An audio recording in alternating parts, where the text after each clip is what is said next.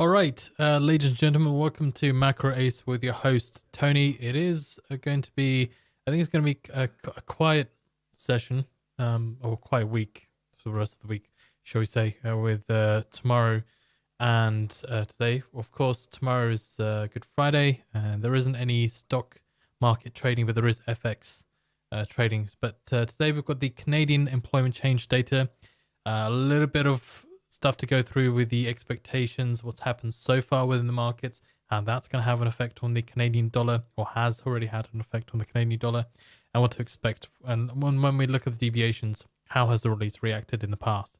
So let's go through what the Canadian employment change is first. So what is it? It measures the change in new jobs being added, including both full-time and part-time workers. So it's the net amount of jobs that have been added. Then you have the unemployment, which measures, which is similar to the US, where the households are surveyed about whether they're in full-time employment, unemployed, and also how many hours that they're working as well. Then how does it affect the markets? Very simple. The currency will usually appreciate if you do get better than expected data. Mickey Lion says, Tony, big bro. Thank you for joining. Don't forget, if you are joining us live and you've watched me in the past, then don't forget to share the link with your fellow traders and friends and get the word out there. So currency, as I said, if you do get better than expected data, you'd expect to see a stronger reaction or positive bullish reaction from the Canadian dollar. The reason being is in this current tightening environment, the central bank, although they have paused rates, it could mean that they might start to, if employment is much stronger than expected, they could flip the switch and say, well, maybe we should hike one more time. Okay, that's one scenario. The other scenario is that, again, it's just showing that the economy is doing really well. And if the economy is doing really well, there's more confidence in the Canadian economy, and then you have more confidence in the Canadian currency. And people have more traders investing into the Canadian dollar, and that lifts up the Canadian dollar's value.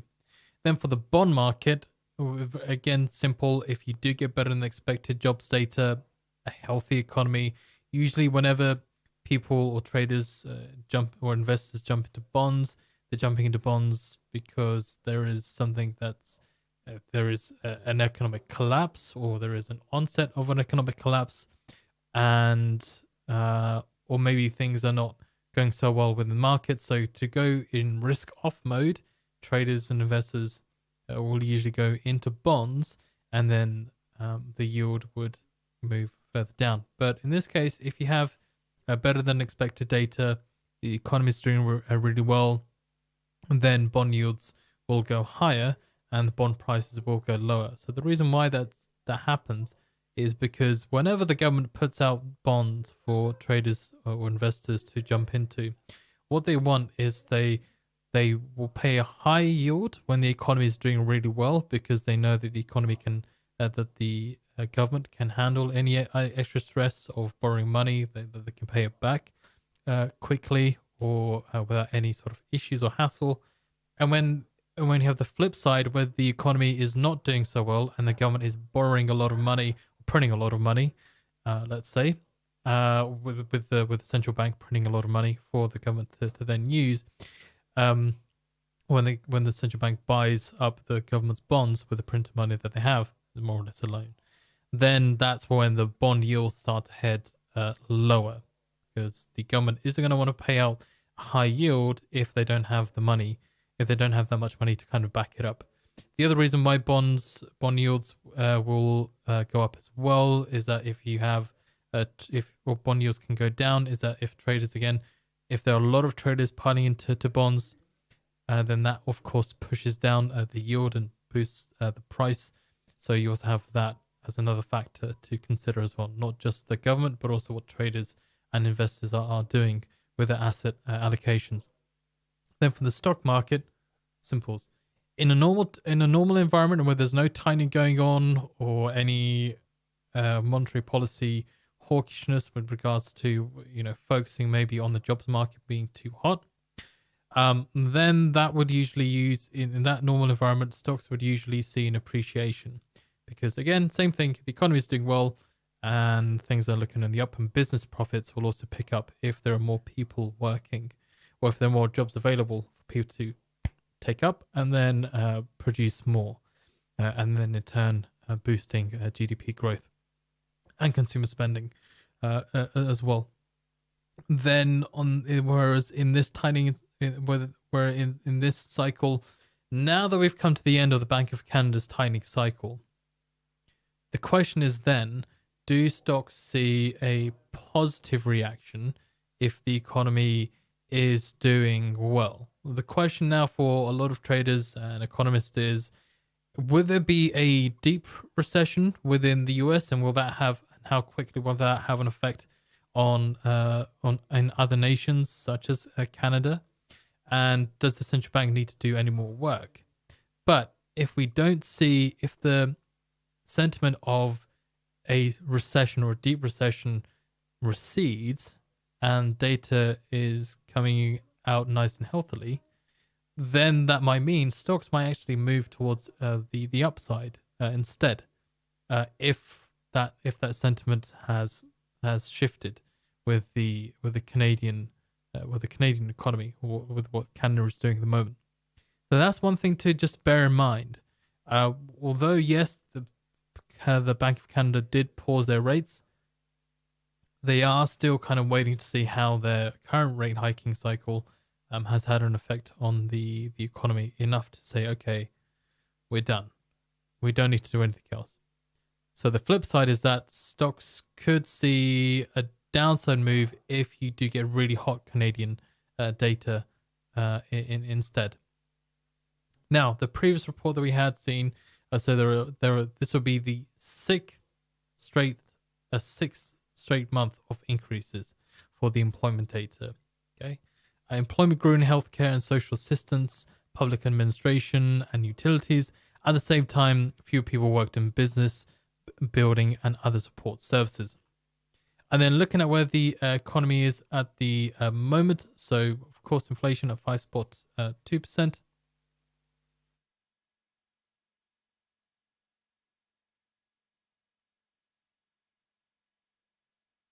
Compared to the prior 5.9%. GDP data quarter-on-quarter annualized for the fourth quarter at 0% compared to the third quarter of 2.9%. GDP month-on-month at spot 5% versus minus 0.1%. Employment change at 21.8k versus 150k. The unemployment rate at 5% versus more or less just unchanged. And the S&P manufacturing PMI with 48.6 compared to 52.4. So you can see that there has been a moderation in the amount of jobs that were added in the Canadian economy.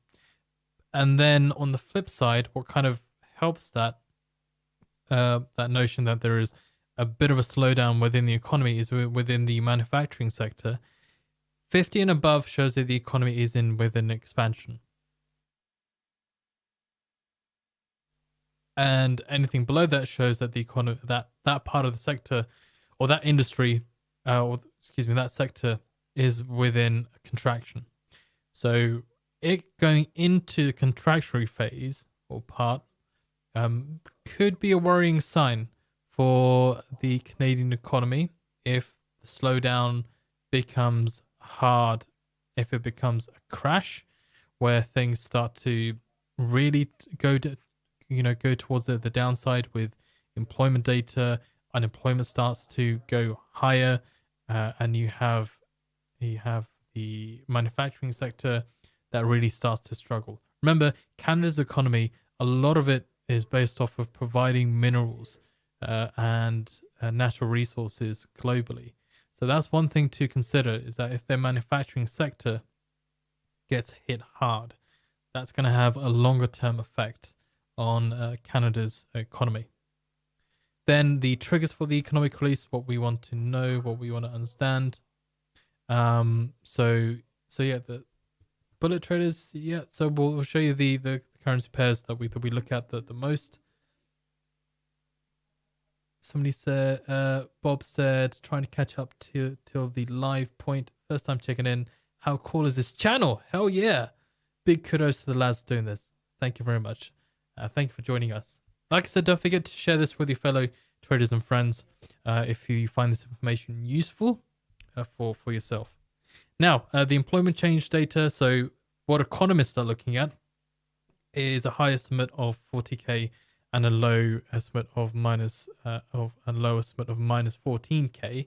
So deviation wise, the median estimate that we have is 7.5k, and that's about a 30k deviation on the high end, and about on the low end looking at about 25k deviation. So the deviation size isn't that great, isn't that big. What economists are looking at, because they're saying that the jobs sector is going to become tighter, or is becoming tighter and tighter as rates start to have a bigger impact and there are less jobs that are being added. All right, let's have a look. So the unemployment rate, also the high estimate, the economists are looking at a 5.2% rate and a low estimate of 4.9%. Of course, the median estimate is 5.1%. So again, not too much of a deviation expected from there. Now, the sentiment and views, before we look at the deviations for the economic release of what we've seen in the past and what kind of figures to look out for ourselves.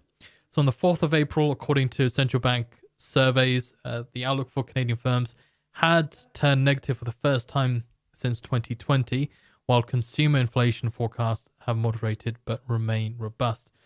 So this is very obvious. The central bank has raised rates very quickly and by big amounts, and now this is having an effect on businesses. Usually, whenever you raise interest rates, it takes about a year for the effects to take place on in the economy. So now these businesses are starting to feel the brunt of these high rates of high interest rates that they're facing. Consumers as well. Don't forget, anyone who's got a mortgage, wants to take out a loan, they're also being affected too. If you don't have a fixed rate of mortgage during from the COVID pandemic or the COVID era, then you're kind of screwed. But again, that's what's as according to central bank surveys, more or less what the central bank expects to happen whenever you raise interest rates. Okay, a contraction in GDP and economic activity, and also consumer spending too. Firms anticipate slower sales growth for the 5th straight survey due to higher rates, high inflation. So basically what I said, and concerns about a recession. And then you have TD's Orlando, so that today's release, this is talking about the survey, that they should encourage the Bank of Canada to remain on hold, as strong economic data might not last much longer if consumers and businesses adjust their behavior in preparation for a slowdown. So if the Bank of Canada sticks to their guns and says, yeah, we're more or less done, we're going to pause with our rates, and then we're going to wait for inflation to get back down to our 2% goal, and then we're going to see how that affects the rest of the economy if employment data comes in very, very weak or into the minus figures, where there are less businesses adding, there are businesses that are adding less jobs compared to what they were in the past. Consumer spending drops off by a big amount. Then only then would the Bank of Canada look to maybe flip the switch and pivot and maybe start cutting rates sooner rather than later. Remember, in the Federal Reserve, or for the Fed, some traders are already looking at as early as July for a Fed rate cut. So if traders are looking at the Fed to maybe cut rates in July, maybe there could be sooner. Maybe the Bank of Canada could be either faster than the Federal Reserve, or maybe, depending on what they do, maybe later on. But again, we've got to kind of wait to see what the data is, how the central bankers, see what the central bankers say, and then make an opinion on it. Investment bank views. So CIBC sees employment coming in at minus 10k with the unemployment rate remaining unchanged. Scotiabank employment, they see it at 40k. with the unemployment rate ticking down to 4.9%. BMO sees 15K with the unemployment rate unchanged as well. And then Citi seeing unemployment change of minus 10K, and then the unemployment rate at 5.2%. So let's have a look at the previous economic release and how that reacted. Remember, whenever you have the Canadian data paired with the non-farm payrolls data, tomorrow is non-farm payrolls. Don't worry about it. It's not changed.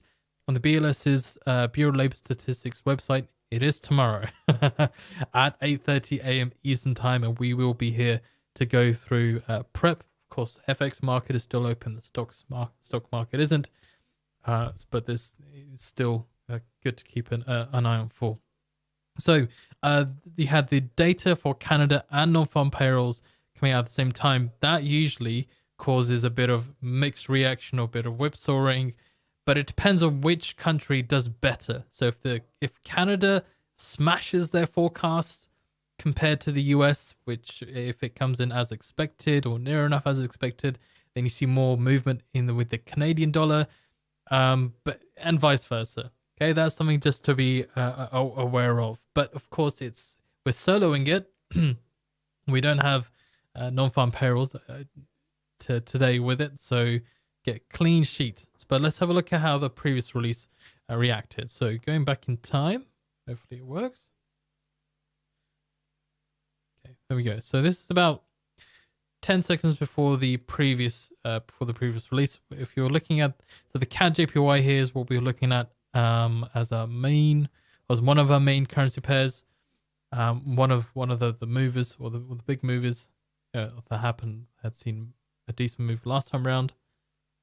So you can see Canadian data didn't have that much of a deviation. Okay, and you had seen weakness from the Canadian dollar instead. So also, even though the unemployment rate ticked down by 0.1%, overall, more or less weak data. So the US had a bit more fun with a much bigger deviation compared to what we've seen for Canada. But again, the Canadian dollar didn't see that much, didn't see any appreciation. It saw weakness. It saw a bearish reaction instead. So if we kind of skip ahead and we look at some of the other currency pairs as well. Okay, so dollar CAD again. You can see on the flip side that you can see that dollar had weakened. Overall, the dollar was weakening anyways, but even against the Canadian dollar, it was taking a hit. Go to GPCAD, which last time around had seen the biggest market reaction. So there you go. So that big old, see, sorry, just kind of.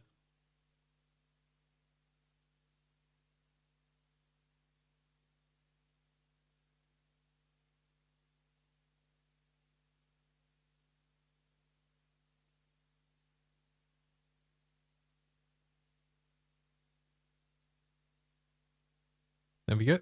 So that's how GPCAD had reacted. As said, that had the biggest market reaction compared to all the currency pairs that we were looking at.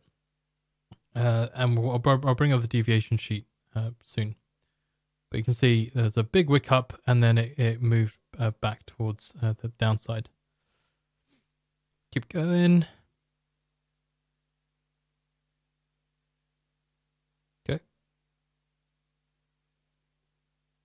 But even then, it still held up quite well after the initial market reaction with the GPCAD. And then if I go and all the other CAD currencies had a decent reaction.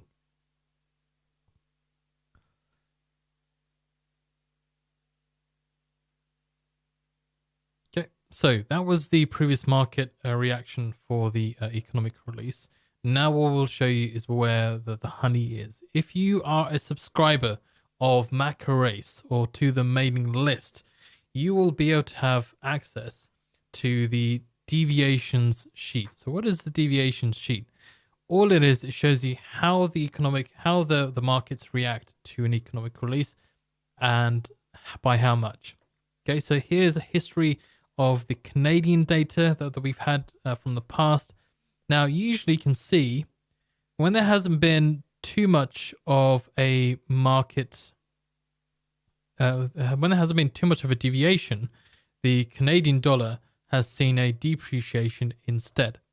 So in the 10th of Feb, when there was a deviation of 135k, when it completely blew the figures out of the water, you can see that the Canadian dollar had a much better day compared to when there is a smaller amount of deviation. Now, if the big boys are looking at around a 30k deviation, to be honest, I think that might be a bit too small, considering how in the past you've had bigger deviations.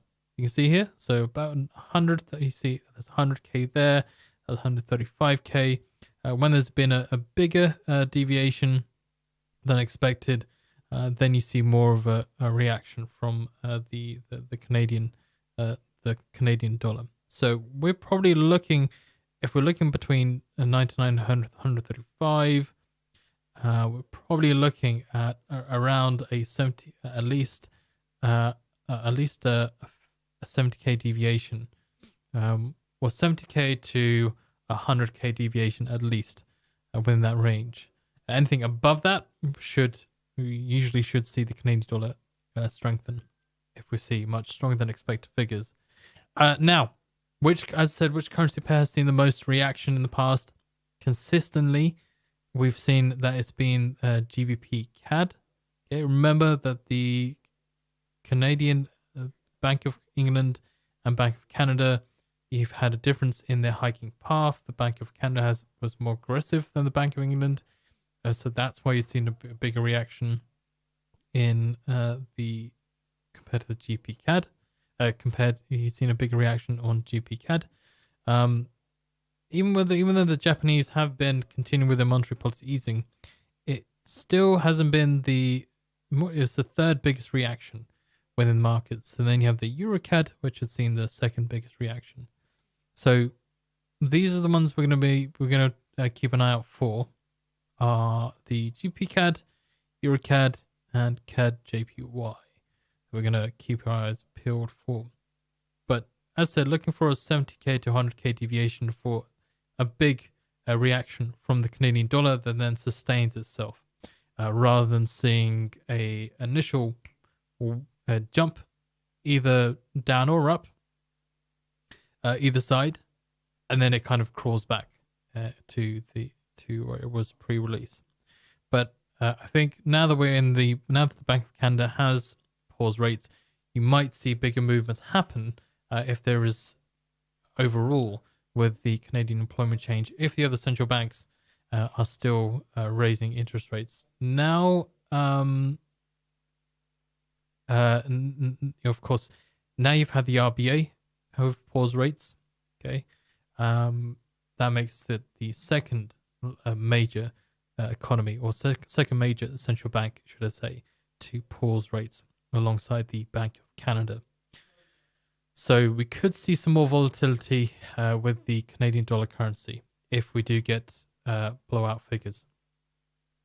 All right, so that's the deviations for the economic release there. Again, 70 to 100k is probably what you want to look for. What we've seen in the past with huge deviations, we've seen a bigger market reaction from the Canadian dollar. But sometimes there have been surprises. If I can just find it here.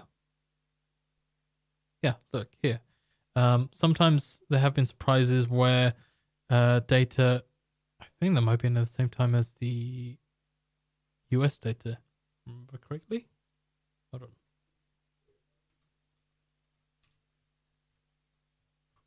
Let's have a look. I'm just going to double check that.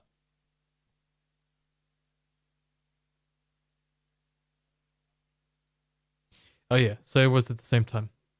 So yeah, you would sometimes, again, it depends on what's going on with, if you do see non-farm payrolls data together with Canada, then the image and the reasoning why the Canadian dollar moves in a certain way becomes a bit more isn't Canadian news centered. It depends on which country does better.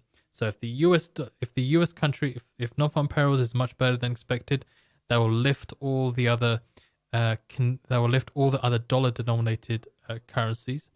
Okay, but if it's Canada, then all the other dollar denominated currencies will appreciate, of course, other than the ones going against the Canadian dollar. So that's one thing to bear in mind too when you have two bits of data coming out. But of course, it's solo time today, so we're just focusing on the CAD data. Right, let's give that a close. Somebody said in the chat, James Bob said, "Holy smokes! I just came to the point of the sheet, and that's just in a free mailing list. Boy, how great is this? I'm starting to feel like a paid supporter. I'm not, but I should be. Thank you very much."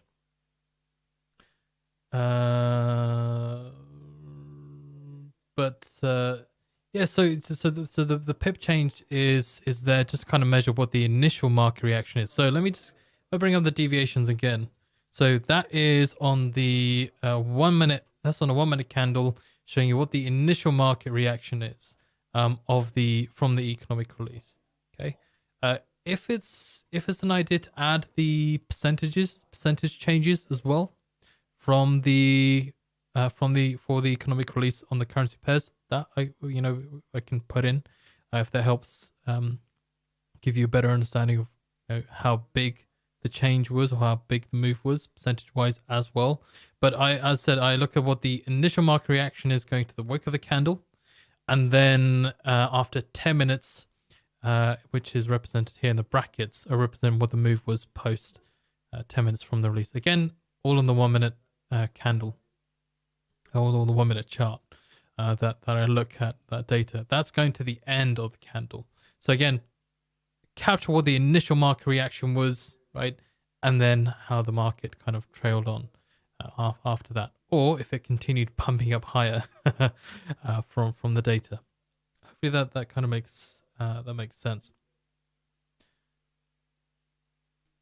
Right now, so FinancialJuice is where we have the live data for the economic release. Now, if you have never ever come across a live voice and text service, all it's a way for you to manage your trades, understand what's going on within the markets, what news is affecting the markets, right? And then, as said, managing your trades, maybe capitalizing on a potential trade, and just understanding why the markets are moving in a certain direction. Think about it. Big boys, or the big boys, the big investors and big traders and the big firms, they have a live voice and text service because they want to keep an eye out on what's going on within the markets. Now, that's something that's not readily available to retail traders because maybe it's something they might have come across or they've not really come across. Maybe they've heard of it. Maybe you have heard of it, but you're not sure what it actually is. We've got 1 minute to go now to the economic release. So we'll see how this plays out.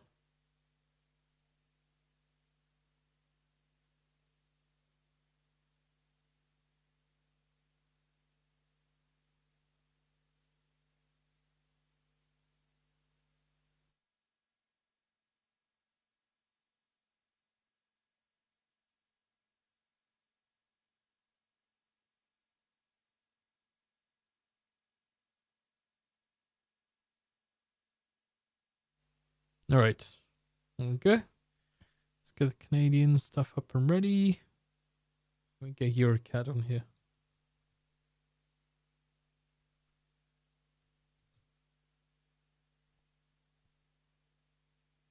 Okay, 10 seconds to the release.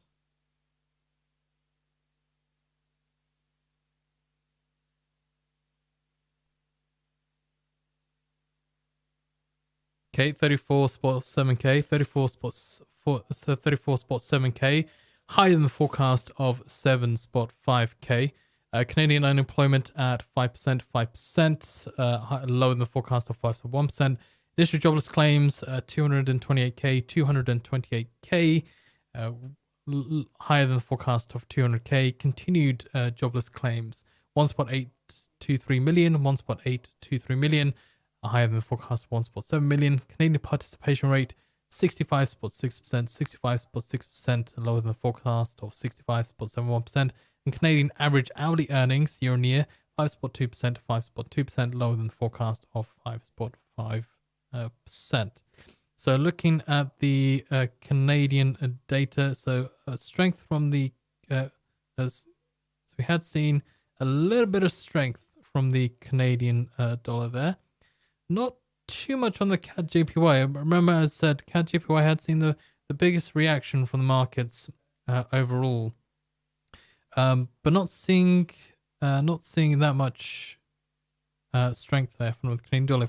If we give it a measure, so again, so positive data, better than expected, but not really a blowout figure where it's pumping hard. It's more just it's a positive reaction. CAD JPY, so it's about, actually that's really small. It's 13 pips there. Remember, like I said, it's always going to the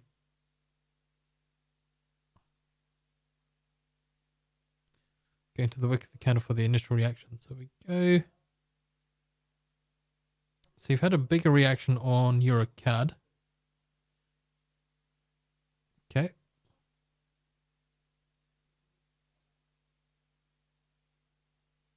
All right, so we'll have a look. GBP CAD. So as I said, like I said, these three have seen the top, have seen the biggest market reactions overall, being CAD with CAD JPY leading the way, but it's the opposite today. I don't think that's leading the way today.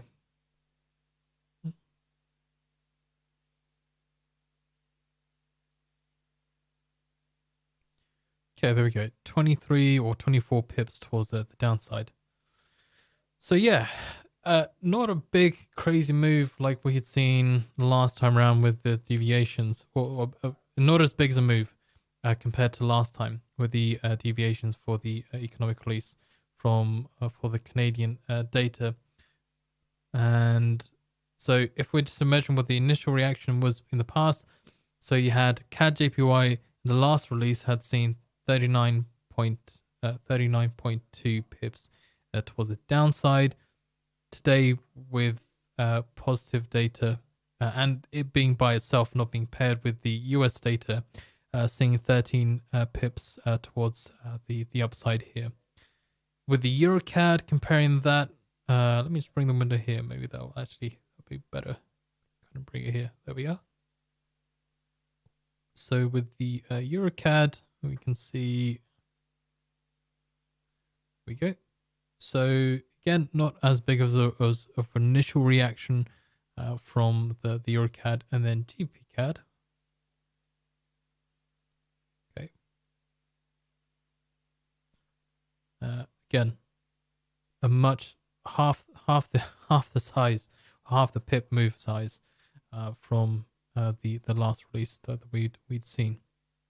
Now, that is the deviation. That is it for the Canadian data for CAD employment data, and then so as I was trying to say beforehand before the release, we're talking about FinancialJuice. It's a live voice and text service. I'll go over it again.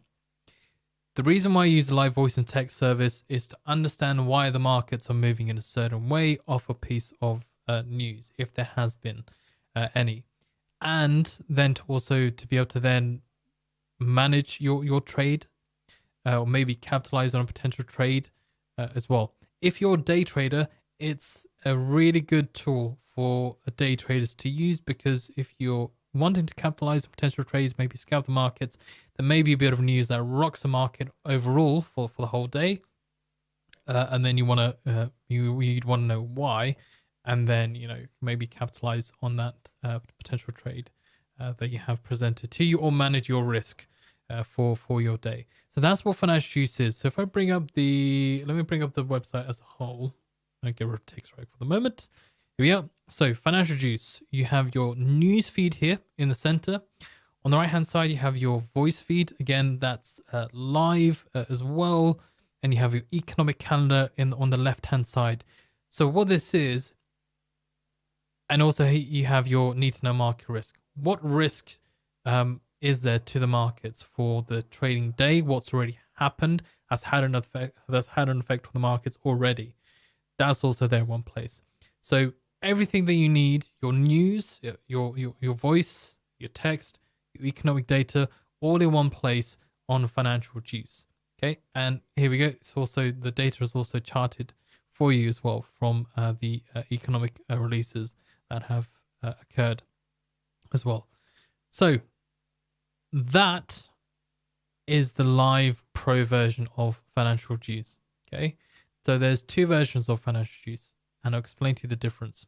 So you have the light version of Financial Juice, which has the